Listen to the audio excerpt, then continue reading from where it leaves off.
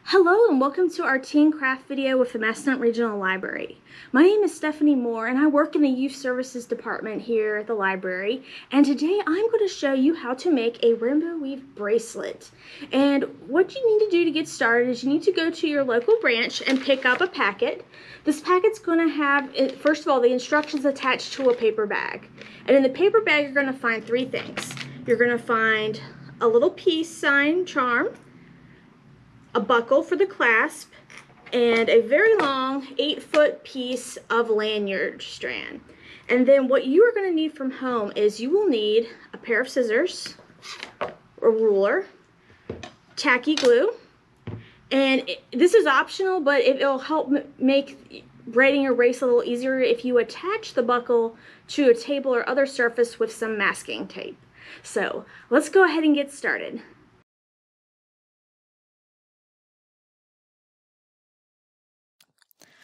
Alright, so what I've done is I've taken the instructions that you've gotten with your materials and I've broken them down step by step. And I'm just going to walk through each one with you, show you the picture, just explain what you need to do, and feel free to pause the video at any time if it requires a little extra time to go for a particular step. Now the first step, you're going to take that lanyard strand from your kit and you're going to fold it in half to find the center. You're going to thread the center through half of the buckle clasps. Once you've fed the center of the cord through the first buckle half, you're going to pull both of the loose ends through that loop and pull down really tightly. And that will create a lark's knot, which will anchor your lanyard strands to that half of the buckle. Alright, next, take that piece charm that you had from your kit and you're going to slide it onto both lanyard strands. And then feed the ends of this lanyard cord through the second buckle half. And it's really important that you get both ends in, otherwise you're not going to be able to make square knots for the braid of your bracelet. Now, using a ruler or a tape measure, you want to slide the second buckle clip half so that it's about 6 and 6.5 inches away from the first buckle half. And you can adjust it to your wrist size if necessary, and the measuring tape is really helpful in order to figure out how wide your wrist is. And the second buckle half side is the one that you're going to start knotting on to make the main strand of your bracelet. Now, before you start braiding your bracelet, I highly recommend that you use masking tape on the buckle to hold it in place when you make the square knots.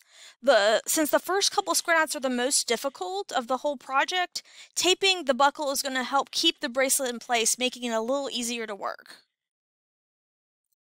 Now you're going to take the furthest right strand, one of the loose strands, and place it over the two middle strands, which are going to be the base of your bracelet.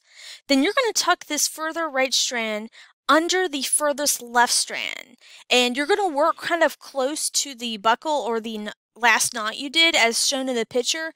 That way it'll be easier for you to put the loops in, but if you do it too close, then you won't be able to fit the end through the loop at all. So just a little distance is the key to get it in correctly. Now you're going to take the furthest left strand, the new one furthest to the left, the loose end, and you're going to tuck it under those two middle strands and into the loop on the right side. And be sure to pull it tight, or otherwise the braid will start to unravel as you continue to make your bracelet. Now you're going to take the furthest right strand, the loose one, and tuck it underneath the two middle strands.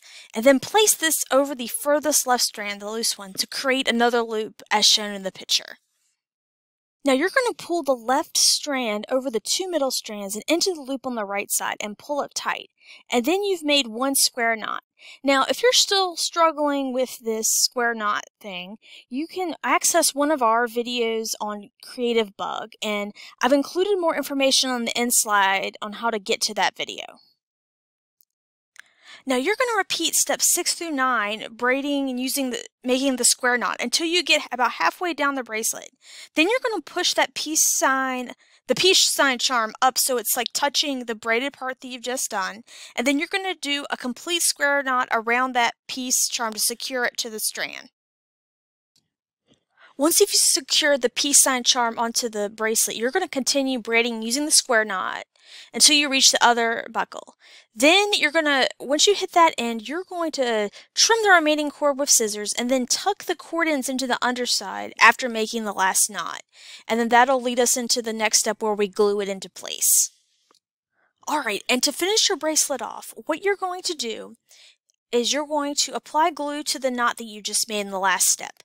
You can use tacky glue, or if you have a hot glue gun on hand, that can be used as well.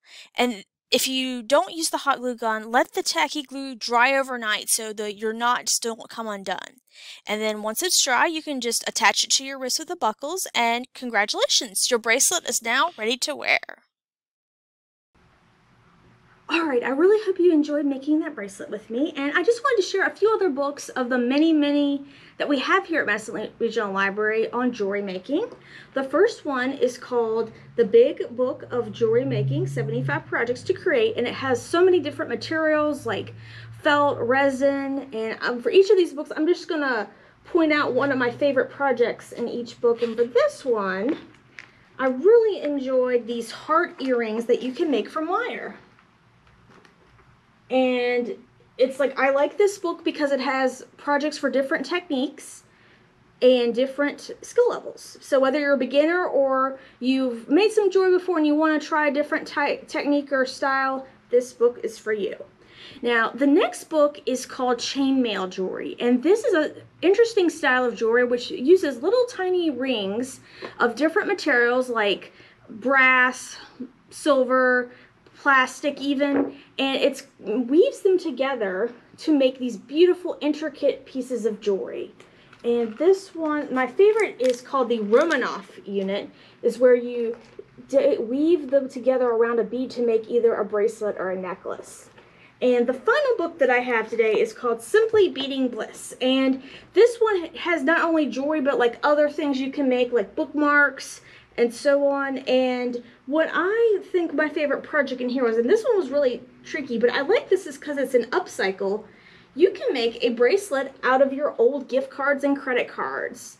And I just thought that was a really neat way to use them, because normally we just toss them in the trash, but here you can upcycle them to make a stunning piece of jewelry. So, thank you so much for joining me. I'll have the titles and a link to our Creative Bug database, which we have on the library website, and that has even more jewelry projects there as well. Thank you so much for joining me. I look forward to sharing another craft with you soon. Have a good day. Bye.